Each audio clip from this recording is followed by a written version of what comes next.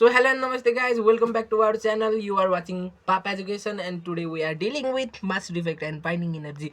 So दोस्तों आज हम बात करने वाले हैं मास डिफेक्ट और बाइंडिंग एनर्जी पे। ये आप क्या होगा, कैसे होगा, इसका प्रॉब्लम कुछ भी आएगा तो आप सॉल्व कर सकते हो। मास डिफेक्ट और बाइंडिंग एनर्जी क्या होता है आज हम डिटेल में समझने वाले हैं। पहले आपको ये समझना होगा कि इससे पहले आपको क्या समझना होगा, न्यूक्लियन क्या होता है उसको समझना होगा। न्यूक्लियन हमारा क्या होता है, आप लोग को पता ही होगा हमारा न्यूक्लियस किस चीज़ से बनता है। वो हमारा न्यूट्रॉन सीधा कर ले हम देखिए और रातले से प्रोटॉन से मिलके बनता है। सो हमारा न्यूक्लियन क्या होता है, तो हमारा एक न्यूट्रॉन और एक प्रोटॉन से हमारा बनता है।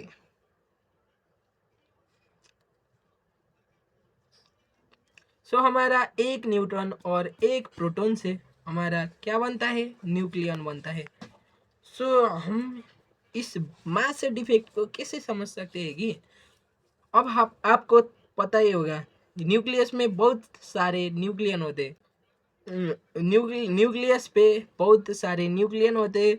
सो हम ये एक न्यूट्रॉन एक प्रोटॉन करते करते बहुत सारे न्यूक्लियस में कितने होंगे उतने सभी को जोड़ देते तो हमारा न्यूक्लियस का मास आ जाएगा।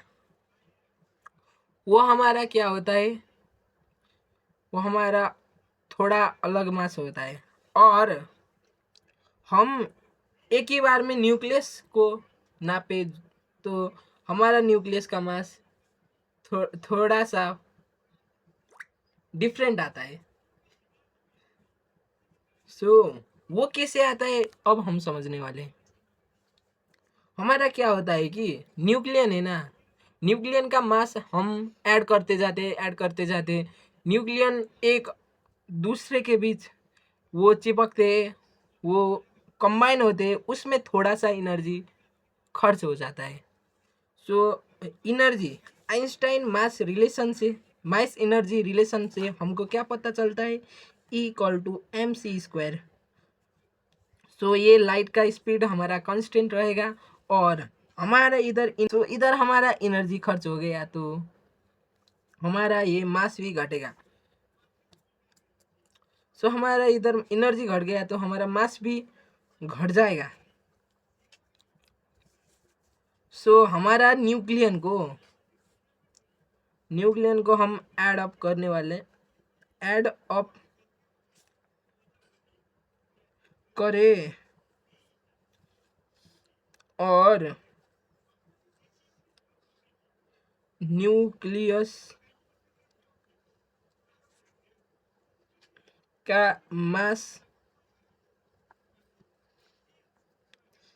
डायरेक्ट कैलकुलेट करें तो इसमें ये मास और ये डायरेक्ट मास में हमारा क्या होता है कि डिफरेंस क्रिएट होता है और वही डिफरेंस को हम क्या बोलते हैं, मास डिफेक्ट बोलते हैं। सो आप लोगों को बुक में भी लिखा होगा मिलेगा, मास डिफेक्ट को ऐसे भी डिफाइन करते हैं बुक में। यही चीज़ है और इसको वो लैंग्वेज में ही उतारते, इंग्लिश का ये फर्क है। सो बुक में क्या लिखता है, बुक में क्या लिखता है, लिखा हुआ है कि the difference between the sum of masses of nucleon consisting nucleus and the rest mass of a nucleus is known as a mass defect। सो हमारा क्या यही है, न्यूक्लियन का मास, हम न्यूक्लियन को एक एक न्यूक्लियन को जोड़ते जोड़ते एक मास निकाले न्यूक्लियस का और उसमें से हमारा एक मुश्त न्यूक्लियस का मास निकालें और उसमें थोड़ा सा डिफरेंस होता है, उसी को हम क्या बोलते हैं, मास डिफेक्ट बोलते हैं। और इधर टर्म क्या आ रहा है, एनर्जी, बाइंडिंग एनर्जी आ रहा है। सो बाइंडिंग एनर्जी ऐसा ही एनर्जी है। सो मास तो एनर्जी जिधर होगा मास तो होगा। सो उसमें मास क्या होगा, हमारा मास डिफेक्ट वाला मास होगा। सो हमारा मास डिफेक्ट हमारा क्या होता है, डेल एम से रिप्रेजेंट करते हैं। सो हमारा बाइंडिंग एनर्जी बी क्या होगा, बाइंडिंग एनर्जी हमारा डेल एम सी स्क्वायर हो जाएगा। अब हम इधर क्या चाहिए हमको, डेल एम जाएगा। डेल एम ऐसे ही दिया होगा तो ठीक है, वरना आप कैसे कैलकुलेट कर सकते हैं कि हम क्या बोल रहे हैं, मास ऑफ एक प्रोटॉन, न्यूक्लियन में क्या होता है, प्रोटॉन और न्यूट्रॉन होते हैं। सो हम क्या करेंगे, इधर मास ऑफ प्रोटॉन और मास ऑफ न्यूट्रॉन को हम ऐड अप करेंगे। उसमें से हम क्या घटाएंगे, हम मास ऑफ न्यूक्लियस घटाएंगे।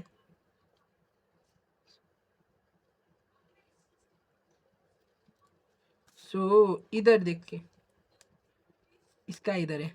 सो प्रोटॉन का मास, सो हम इधर क्या है, मास ऑफ प्रोटॉन और मास ऑफ न्यूट्रॉन है।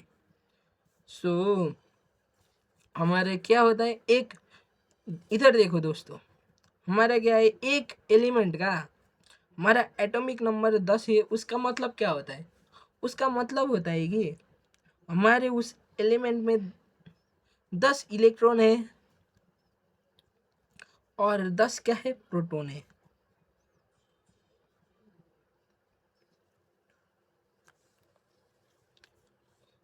सो गाइज, हमारा मास ऑफ प्रोटॉन क्या होगा, हम टोटल मास ऑफ प्रोटॉन कैसे कैलकुलेट कर सकते हैं। सो हमारा एक तो होगा मास ऑफ वन प्रोटॉन, जिसको हम एमपी से, स्मॉल एमपी से रिप्रेजेंट करते हैं, और टोटल नंबर ऑफ प्रोटॉन होगा। सो हमारा टोटल नंबर ऑफ प्रोटॉन क्या है, इसका एटॉमिक नंबर के बराबर है। सो इसको हम जेड भी लिख सकते हैं। तो हमारा टोटल प्रोटॉन का मास कितना हुआ, जेड एम पी हो गया। सो हम इसको क्या लिखे, इधर मास ऑफ प्रोटॉन की जगह हम क्या लिख सकते हैं, जेड एम पी लिख सकते हैं गाइज। और प्लस में किधर क्या है, ये न्यूट्रॉन, मास ऑफ न्यूट्रॉन है। सो आपको फिर से बता दूं मैं, एक हमारा एटॉमिक वेट क्या होता है, एटॉमिक वेट क्या क्या होता है कि number of proton plus number of neutron होता है। आपको फिर से बता दूं कि मैं, ये नंबर ऑफ प्रोटॉन हमारा किसके इक्विवेलेंट होता है, ये एटॉमिक नंबर जेड के इक्विवेलेंट होता है।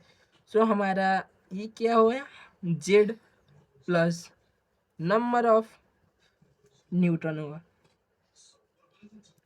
सो हम इधर नंबर ऑफ न्यूट्रॉन को हम जनरली अब हम एनपी से रिप्रेजेंट कर देते हैं गाइज।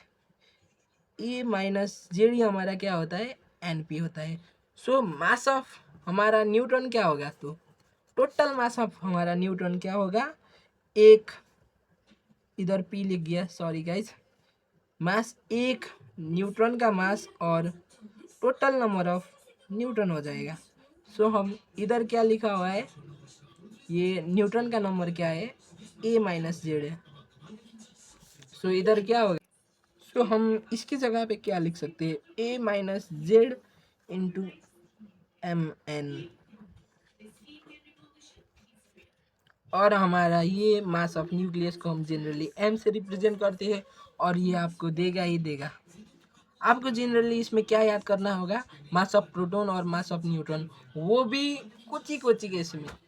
एग्जाम में ज़्यादातर ये भी देता है। आपको जनरली यही फार्मूला याद करना होगा। सो आज के लिए भाई लोग इतना ही। सो हम दूसरे और भी मज़ेदार टॉपिक लेके आते ही रहेंगे। आप हमारे चैनल को सब्सक्राइब कर सकते हैं, हमारे और दूसरे वीडियोस को भी देख सकते हैं और आपका कॉन्सेप्ट क्लियर कर सकते हैं। सो आप हमारा चैनल पापा एजुकेशन को लाइक और सब्सक्राइब करके ही जाना। So thank you guys, thanks for watching our lecture, keep supporting, thank you.